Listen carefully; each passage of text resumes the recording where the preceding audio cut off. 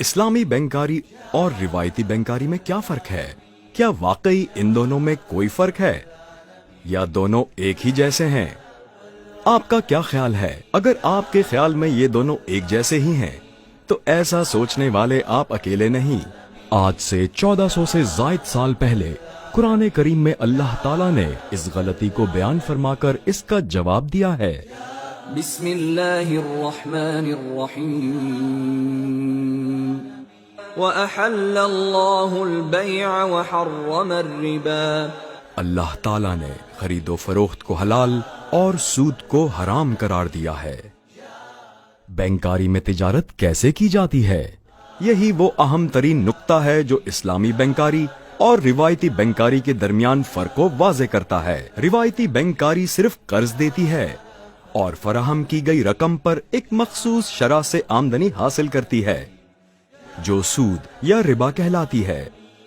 इसके बरखिलाफ इस्लामी बैंकारी अपनी आमदनी तिजारती सरगर्मियों से हासिल करती है, जिनमें मुख्तलिफ अजनास की फरोख्त, करायादारी, असासा जात की लीजिंग और खिदमात की फराहमी के अलावा मुख्तलिफ तरीकों से कारोबार में सरमायाकारी शामिल हैं। इस तरह इस्लामी बैंक असल में एक ताजिर का किरदार अदा करता है। इस्लामी बैंकारी और रिवायती बैंकारी के दरमियान फर्क वाज़े करने के लिए एक और नुक्ता बहुत अहम है। रिवायती बैंकारी में कस्टमर्स के साथ ताल्लुकात की नौयत एक ही रहती है, यानी मकरूज और कर्ज ख्वाह, जिसमें एक मखसूस शरह से मुनाफे की अदायगी की जाती है, और जो सूद यानी रिबा है।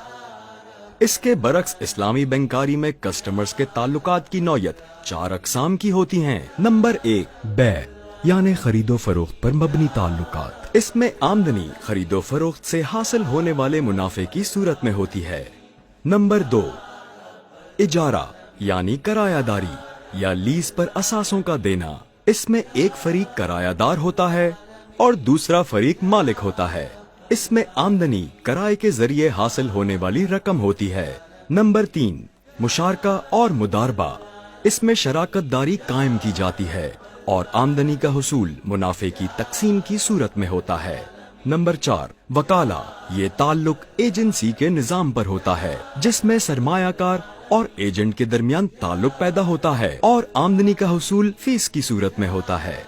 चुनांचे जरूरत इस बात की है कि इस्लामी बैंकारी के निजाम की रूह को समझा जाए, यानी इस्लामी बैंकारी और रिवायती बैंकारी में पेश की गई प्रोडक्ट की बुनियाद और ताल्लुक को समझा जाए। अगर ये फर्क समझ में आ गया तो इस्लामी बैंकारी और रिवायती बैंकारी का फर्क भी समझ में आ जाएगा। नंबर 1, तिजारत और रिबा 2 मुख्तलिफ चीजें हैं। नंबर 2, इस्लामी बैंकारी तिजारत पर कायम है, जबकि रिवायती बैंकारी सूद यानी रिबा पर कायम है। नंबर 3, इस्लामी बैंकारी की आमदनी तिजारती सरगर्मियों से हासिल होती है, यानी फरोख्त से हासिल होने वाला नफा, कराया, मुनाफे में शराकत और फीस की शक्ल में आता है।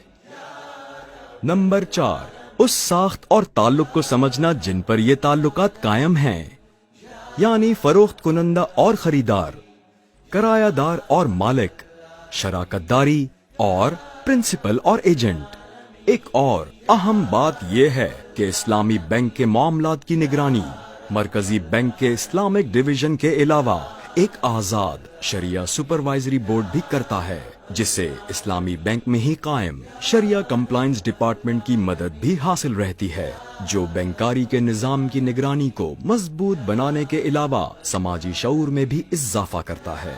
अब अगर कोई ऐसा शख्स आपसे मिलता है जो इस्लामी बैंकारी और रिवायती बैंकारी को एक ही समझता है, तो आप उसे बेहतर तौर पर फर्क समझा सकते हैं। Meezan bank, the premier Islamic bank.